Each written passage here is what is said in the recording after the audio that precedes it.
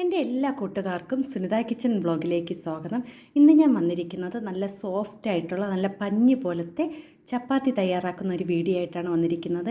അപ്പോൾ നമ്മൾ പത്തിരിയൊക്കെ തയ്യാറാക്കുമ്പോൾ നല്ല പഞ്ഞി പോലെ ഇരിക്കില്ലേ, അതേപോലെ ഇരിക്കുന്ന നല്ല സോഫ്റ്റ് ചപ്പാത്തിയാണ്. വീഡിയോ ഇഷ്ടപ്പെടുകയാണെങ്കിൽ ഒന്ന് ലൈക്ക് ചെയ്ത് സപ്പോർട്ട് ചെയ്യണേ. ഈ ചപ്പാത്തി തയ്യാറാക്കാൻ വേണ്ടി ഞാൻ ഇവിടെ ഒരു ബൗളിലേക്ക് 2 കപ്പ് ഗോതമ്പ് മാവാണ് എടുക്കുന്നത്. അപ്പോൾ ഞാനിതിവിടെ കടയിൽ നിന്ന് വാങ്ങിക്കുന്ന ഗോതമ്പ് മാവാണ് എടുത്തിരിക്കുന്നത്. ഇനി ഒരു പാൻ അടുപ്പിൽ വെച്ച് കൊടുക്കുക. അതിലേക്ക് ഞാൻ ഇവിടെ 2 കപ്പ് വെള്ളം ഒഴിച്ച് കൊടുത്തിട്ടുണ്ട്. അതിലേക്ക് ഞാൻ ഇവിടെ ഉപ്പ് ആവശ്യത്തിന് ചേർത്ത് കൊടുക്കുക. ഇനി ഇതിലേക്ക് 1 സ്പൂൺ അളവിൽ നെയ്യോ സൺഫ്ലവർ ഓയിലോ ചേർത്ത് കൊടുക്കുക. അതിനുശേഷം ഇത് നല്ലതുപോലെ മിക്സ് ചെയ്തതിന് ശേഷം ചെറുതായിട്ടൊന്ന് ചൂടായി വരുമ്പോൾ നമുക്കിതിലേക്ക് മാവ് ഇട്ട് കൊടുക്കാം. അതിനുശേഷം നമ്മൾ പത്തിരിക്കൊക്കെ കുഴച്ചെടുക്കുന്നത് പോലെ മാവ് നല്ലതുപോലെ കുഴച്ചെടുക്കണം. ആ ചെറു ചൂടിൽ തന്നെ കിടന്ന് മാവ് നല്ലതുപോലെ വെന്ത് സോഫ്റ്റായി കിട്ടണം. അപ്പോൾ നമ്മൾ സാധാരണ ചപ്പാത്തി ഉണ്ടാക്കുന്ന പോലെ അല്ല കേട്ടോ, ഇത് നല്ല പഞ്ഞി പോലെ ഇരിക്കും നമ്മൾ ചപ്പാത്തി ഉണ്ടാക്കിയെടുക്കുമ്പോൾ. അപ്പോൾ ഞാനതിവിടെ നല്ലതുപോലെ ആ ചൂടോടെ തന്നെ നല്ലതുപോലെ മിക്സ് ചെയ്ത് കൊടുക്കുകയാണ്. അപ്പം നമുക്ക് 2 കപ്പ് വെള്ളം മതി കേട്ടോ ഈ 2 കപ്പ് പൊടിക്ക്.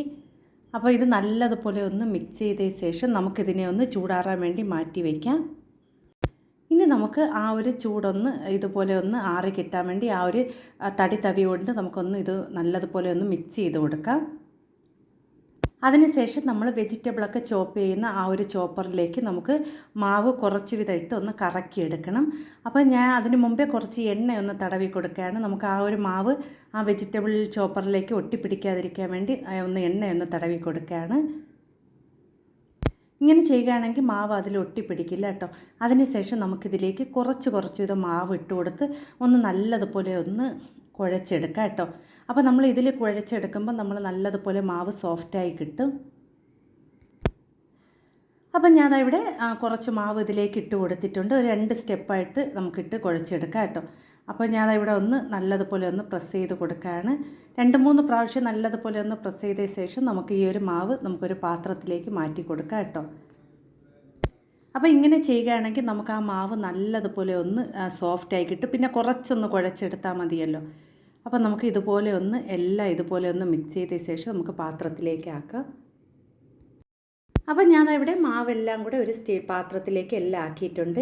ഇനി നമുക്ക് കൈ കൊണ്ടൊന്ന് കുഴച്ചെടുക്കാം കേട്ടോ. നമ്മൾ കൈ കൊണ്ട് കുഴച്ചെടുക്കുന്ന വെച്ചാൽ പെട്ടെന്ന് തന്നെ അത് സോഫ്റ്റായി തന്നെ വരും കേട്ടോ. നല്ലതുപോലെ അധികം നമ്മൾ കുഴച്ച് ബുദ്ധിമുട്ടണ്ട, പെട്ടെന്ന് തന്നെ നമുക്ക് കുഴച്ചെടുക്കാൻ പറ്റും കേട്ടോ. നല്ല ടേസ്റ്റി ആയിട്ടുള്ള ചപ്പാത്തിയാണ് ഇത്. നമ്മൾ സാധാരണ ഉണ്ടാക്കുന്ന ചപ്പാത്തി പോലെ അല്ല, നമ്മൾ പത്തിരിയൊക്കെ ഉണ്ടാക്കുമ്പോൾ എങ്ങനെ സോഫ്റ്റ് ആയിരിക്കും അതേപോലെ തന്നെ നമുക്ക് ഈ ചപ്പാത്തി നല്ല സോഫ്റ്റ് ആയിരിക്കും കേട്ടോ.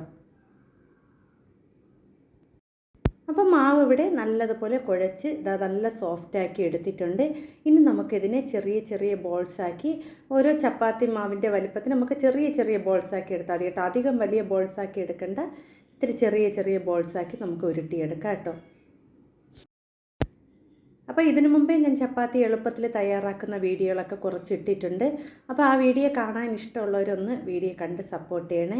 പുതിയ കൂട്ടുകാരാണെങ്കിൽ എൻ്റെ വീഡിയോ കാണുന്നുണ്ടെങ്കിൽ ഒന്ന് സബ്സ്ക്രൈബും കൂടി ചെയ്ത് സപ്പോർട്ട് ചെയ്യണേ.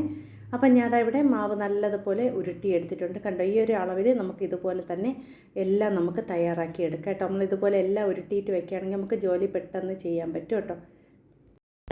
അപ്പോൾ നിങ്ങൾക്ക് ഈ വീഡിയോ കണ്ടിട്ട് ഇഷ്ടപ്പെടുകയാണെങ്കിൽ ഒന്ന് ലൈക്ക് ചെയ്ത് സപ്പോർട്ട് ചെയ്യണം. എല്ലാവരും എൻ്റെ വീഡിയോയ്ക്ക് ഒന്ന് ലൈക്ക് ചെയ്യണം, പിന്നെ കമൻറ്റ് ചെയ്യാനും മറന്നു പോവല്ലേ.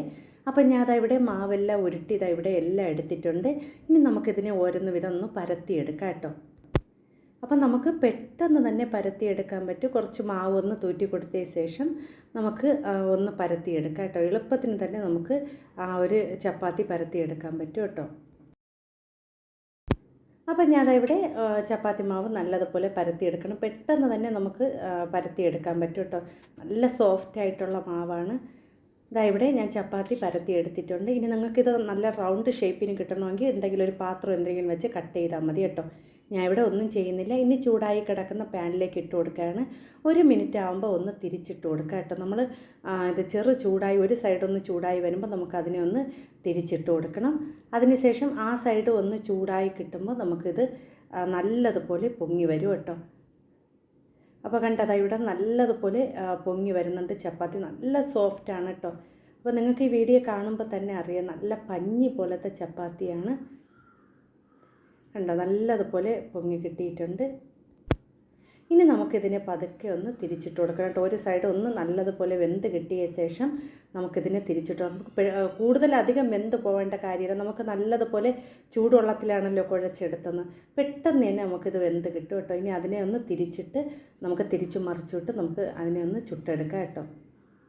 അങ്ങനെ നല്ല സ്വാദിഷ്ടമായ വളരെ പെട്ടെന്ന് തയ്യാറാക്കാൻ പറ്റിയ നല്ല സോഫ്റ്റ് ആയിട്ടുള്ള ചപ്പാത്തി ഇവിടെ തയ്യാറായിട്ടുണ്ട്.